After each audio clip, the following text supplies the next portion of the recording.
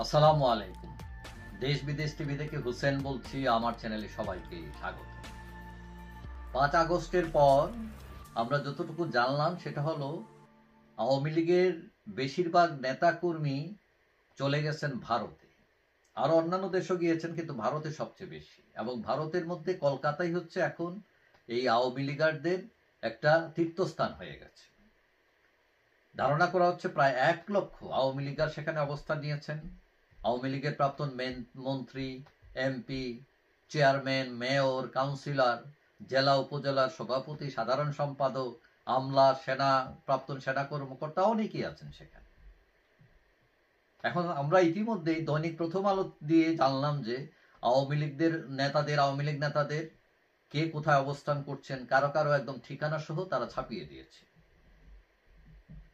এখন কলকাতার কে কোথায় উঠেছেন, কোথায় আছেন, এগুলো মোটামুটি এখন স্বচ্ছভাবেই সবাই জানেন। এখন আওয়ামী লীগের হেডকোয়ার্টার আগে ছিল ঢাকায়,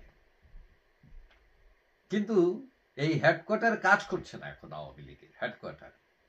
কিন্তু আওয়ামী লীগ বসে নেই, তারা এখন আওয়ামী লীগের কেন্দ্রীয় কার্যালয় খুলে বসেছে কলকাতায়। এখন কলকাতা কোথায়? কলকাতার নিউ টাউনে, রোজডেল গার্ডেনে।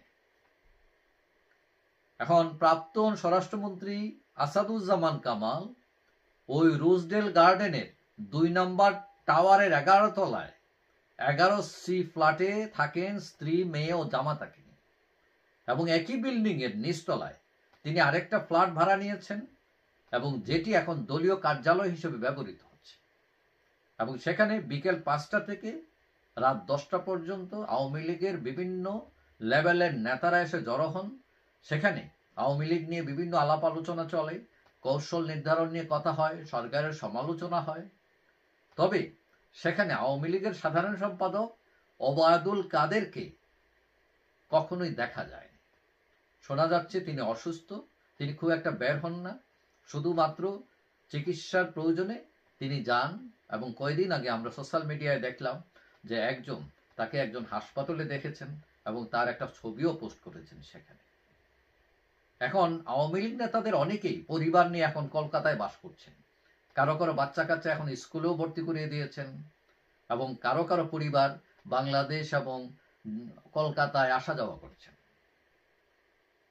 এখন কলকাতায় অনেকেই আসছেন, যেমন আসাদুজ্জামান কামাল, ওবায়দুল কাদের, নানক, মাহবুবুল হক হানিফ, বাহাউদ্দিন নাসিম, SM কামাল হোসেন, এনামুল হক শামীম, অসীম কুমার উকিল, অপু উকিল, মৃণাল কান্তি দাস, আলাউদ্দিন নাসিম, নিজাম হাজারি, শফিউল আলম চৌধুরী নাদেল, আওলাদ হোসেন MP, দীপু মনির ভাই টিপু, মির্জা আজম সহ অনেকে।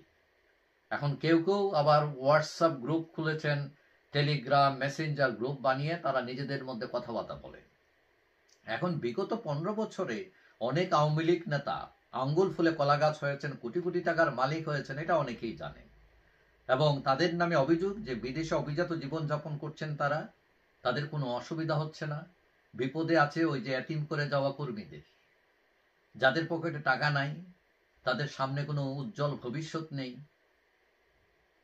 এবং এই যে 1949 সালে ঢাকার রোজ গার্ডেনে আওয়ামী লীগের জন্ম হয়েছিল, এই আওয়ামী লীগ গড়াতে এখন কলকাতার রোজডেল গার্ডেনে গিয়ে ঠাঁই নিয়েছে। এবং এর জন্য দায়ী কারা? আওয়ামী লীগের অনেকেই মনে করেন যে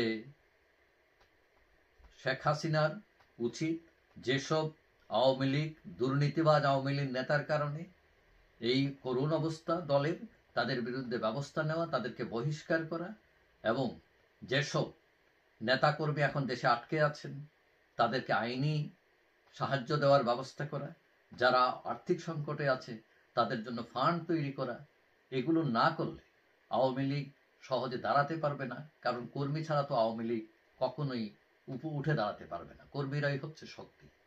যাই হোক, এখন আওয়ামী লীগের কার্যালয় ঢাকায় নামে থাকলেও কাজে এখন কলকাতায়। আশা করি সেটাও বদলাবে, কারণ রাজনীতিতে শেষ কথা বলতে কিছু নেই। আওয়ামী লীগ হয়তো এখন বিপাকে আছে, কিন্তু এটা এত বিশাল দল যে উঠে দাঁড়াতেও তার হয়তো সময় লাগবে না। যাই হোক, সবাই ভালো থাকবেন। আশা করি দেখা হবে অন্য কোনো ভিডিওতে ইনশাআল্লাহ। আল্লাহ হাফেজ।